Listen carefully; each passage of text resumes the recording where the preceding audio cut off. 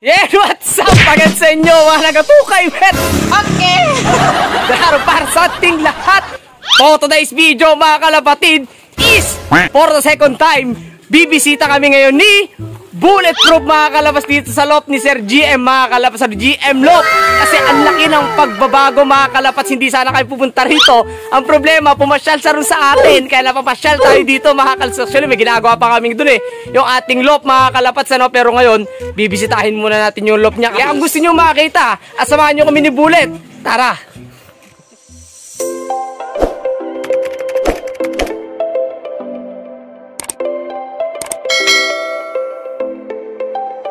So dito mga kalabas ulit sa Barangay Setan, Baler Aurora, mga kalabas, ano, tandaan nyo dati, dito kami nag-thumbnail ni Bullet. Ayan, ito yung sinurpresa namin sa uncle, sinundan namin siya hanggang dito sa bahay nila, na laging bibili sa atin ng patoka. Ito mga kalabas, dito pa rin naman yung lop niya na to, ayan o.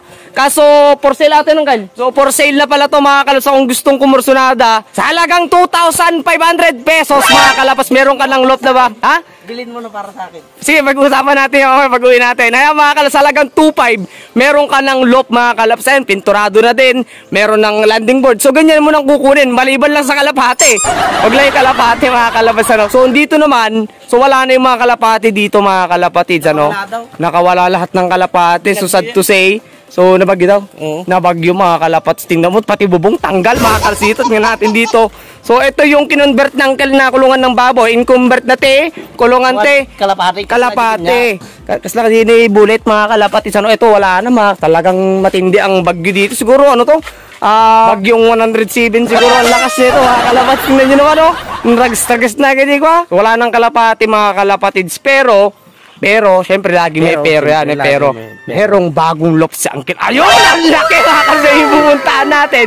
At yun yung pagbabago dito sa lop ng GM Lop, mga kalapatis, ano?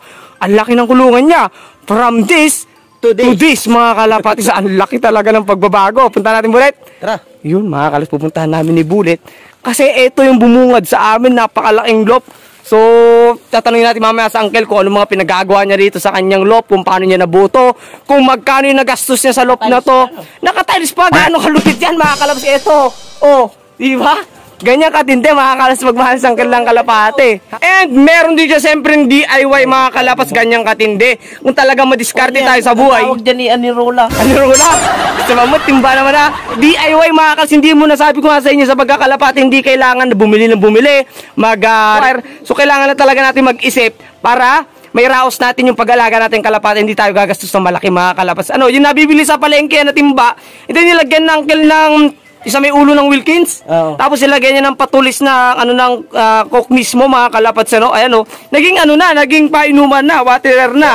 So hindi naman matatapuan ng kalapati sa taas kasi may tulis. So matindi talaga mag-isip sa uncle kasi kapag di niya nilagyan ng ganyan, so tendency may iput-iputan niyang ibabaw ng timba na yan, mga kalapatid. So nakita nyo na, mga kalapatid, nung nakaraan, sinabi natin sa kanya, una natin punta rito na sana sa pagbisita ulit namin, so si Bullet ulit yung kasama natin. Baka yung pa rin damit mo, no? Hindi na. So sabi ko ka, uncle, sana may pagbabago dun sa lop niyang maliit. Mga kalapatid, dun sa lop niya na yun, tapos may gulungan ng baboy. At ito yata yun. Hindi kami napahiya kay uncle, hindi rin siya nahiya kasi ito na yung pagbabago, ito yung resulta, mga kalasan, hindi namin inaasahan na ganito yung aabutan namin. Actual, mga kalabas, na ngayon lang namin ito nakita. Kasi hindi naman nagme-messenger sa uncle na para, ay, ito na yung lop ko, ipakita namin sa inyo. Di ba? So, hintayin lang natin sa uncle kasi kumakain pa. And then, tatanungin natin lahat ng about dito sa kanyang lop, mga kalabas, kung bakit ganito yung kulay, kung saan niya ginaya yung design, kung saan ba, mga kalabas, kung para saan ba lahat na nandito, para mas madali tayo makakuha ng idea na kapag gumawa na rin si Bullet, meron na rin siyang idea, lalo na kayo, meron na kayo agad makukuha ang mga mga kalabasan, may mga lesson learned na makukuha dito, may mga advantage to, may mga disadvantage din. A few inches later. At ito, kasama na natin ang may-ari ng GM Lop, mga kalapatid, si Uncle. Ayan, galing pa siyang trabaho. Ano ka-like lang yan? Ano ka-like lang yan? Galing pa ng trabaho, dumaan sa ating poultry supply, mga kalapats, para pasyal yung mga ibon din natin doon. Pumasyal siya sa kanina, mga kalapats, sa lop natin. Tapos tayo naman pumasyal ngayon. So ngayon, eto na, Uncle, talagang tinutuo mo, no? Talaga na mga, kumaga parang yung passion mo talaga, hindi lang din nasa manok, nasa pag-iibon din talaga. Kasi hindi ka gagawa ng ganito kalaking kulungan, malaki pa kay Bullet. Di ba? Kung hindi mo talaga gusto at hindi wala talaga sa puso mo yung pag-aalaga ng ibon, nakikita ko yung kumbaga yung passion niya dito sa pag-ibon. Diba? Kasi ang bilis ng resulta mga kalabs kung talagang joke-joke lang nung una. So hindi siya gagawa ng ganito mga kalapatid. So ito mga kalabs yung loop niya. Anong sukat ito ang loop mo? 4x6. 4x6 mga kalapatid sa sukat. Taas niya Uncle. 6 din lang. 6 feet mga kasintaas din lang nung loop natin. And then ano ba itatanong natin kay Uncle? Ang mga nagamit mo Uncle ay mga kahoy. Tapos steel matting. Tapos more on scrap materials na Uncle. Gaya nga ng mga yero mga kalapatids. Mga Butas-butas na yero. Tapos yung kanyang ibang steel matting nagamit na. And then yung iba niyang mga kahoy is nagamit na din. So meron lang binili siguro konti. Pero hindi na ganun kalaki mga kalapatids. Tapos yung mga kanyang mga purchase. So siya na rin gumawa niyan. Tama Uncle? Ayun mga kalapatids ano. And then sa gastos Uncle, ilan lahat yung nagastos mo sa ganito? Para kapag may mga panood ng mga newbie to, kung gusto nila magpagawa o kaya gumawa, meron silang idea kung magkano gagastusin nila. Ito naman siguro, 4,000. 4,000 Uncle yan na yun mismo. O sa halagang 4,000 pesos. Uncle? Basta may mga scrap na ganito na sila yung mga naglumahan. Ayun, yun yung sinasabi ko sa inyo. Kapag meron kayo, ikutan nyo yung buong bahay ninyo, makakakita kayo dyan ng scrap materials.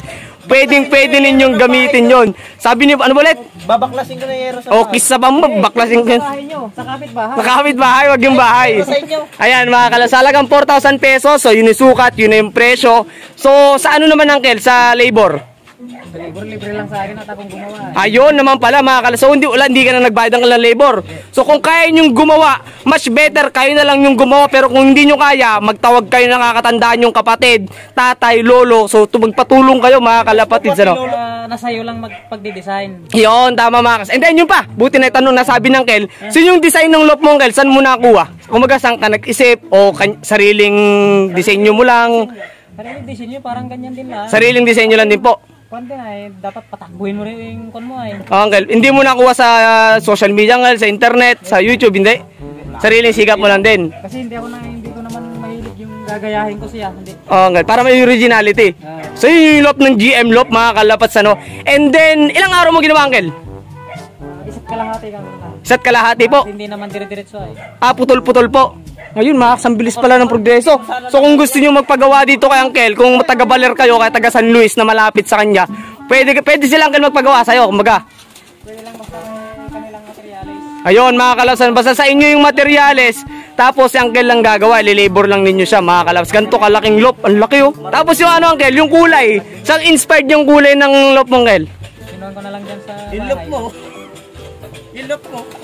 Dito Uncle. Yan lang sa bahay ko, ginaya ko na lang. Kasi kulay blue yung bubong ng Uncle, ayan. So pinintura mo na dito Uncle, para makakatipid. Para makatipid. Yun ang pinakang main purpose nun. So kung nagpintura ka ng bahay, pinturahan mo na rin to. Wag lang yung pinto, pati bahay ng kapitbahay, wag yun Hindi sayang din. Uncle, ayun nga po. Kesa naman masayang, di pintura mo na lang dito. So bago tayo umalis dito kay Uncle, so syempre meron nga tayong mga advantage. Yung mga advantage, yung nakita natin, sinabi ng Uncle.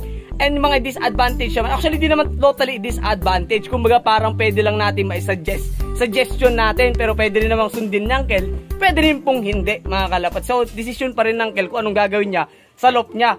So, dito Uncle, so napansin lang namin is okay naman, ventilated.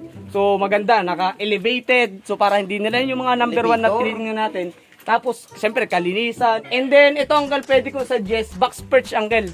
Yung kagaya sa akin. Yung pa-box-box na tungtungan ng kalapate, tapos kahit mga tres na lang yung lapad, para makakapagpahinga sila na maayos na hindi sila mag-aaway-away. Kanya-kanya sila, kumbaga. Yun Uncle. Tapos, wag lang Uncle mag-overcrowded. Kumbaga, kung ilan lang po yung tungtungan nila. For example, itong kulungan ng Uncle is may 30 tungtungan. 30 kalapate lang din Uncle yung pwede mong ilagay dito sa yung kulungan mo. And then, isa pang suggestion ko, kasi napansin ko, may mga naging-itlog, may mga nagpipisa, may mga naglili, may mga inakay. So, pwede mo, Uncle, na siguro next project mo, separate mo na yung mga breeder sa flyer. Nagdagsimiman bulan. Tapos, para ang matitira lang dito, Uncle, yung mga flyer lang, kung ito yung magiging flyer slope. Ito, mga kalapatis, yung mga suggestion natin, Uncle, may separate niya, mga kalapatis, yung kanyang mga kalapate na sa gano makapagkondisyon na maayos yung flyers, makapagkondisyon, inanaba yung sa Ilocano, mas makapagpahinga sila na maayos.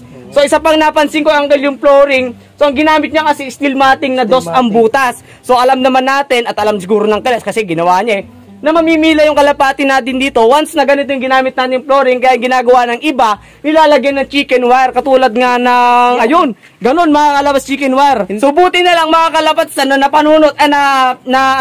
na isip niya na patungan ulit ng another, yun pa lang yun, di ka makauray kami, patungan ulit ng another stilmating para maging ang kakalabasan niya is uno ang butas. Ito talaga yung pagbabago. Pag lumayo tayo, laki talaga mga kaskita nyo, no? Oh. Diba? So that's it for today mga kalapatids. Maraming po salamat sa video natin today at sa pagsama mga kalabas, sa pagsama rin ni Bullet sa akin. Kahit na pinost po namin yung paggagawa namin doon ng flop din mga kalabas. So, may miss mo ba? Maraming po salamat. Kalimutan subscribe. Sana may mga napulot kayong aral, may mga tips, ideas, lesson, learn. Maraming po salamat. Kalimutan subscribe. Homing Pigeon TV. Bullet Love TV. Hindi na nag-upload si Bulletproof. Nasira yung cellphone niya mga kalapatid. Nasira na naman. LCD na naman. LCD na naman. Everyday para everyday. Okay. Maraming salamat sa mga flying end. Ingat mga kalapatid.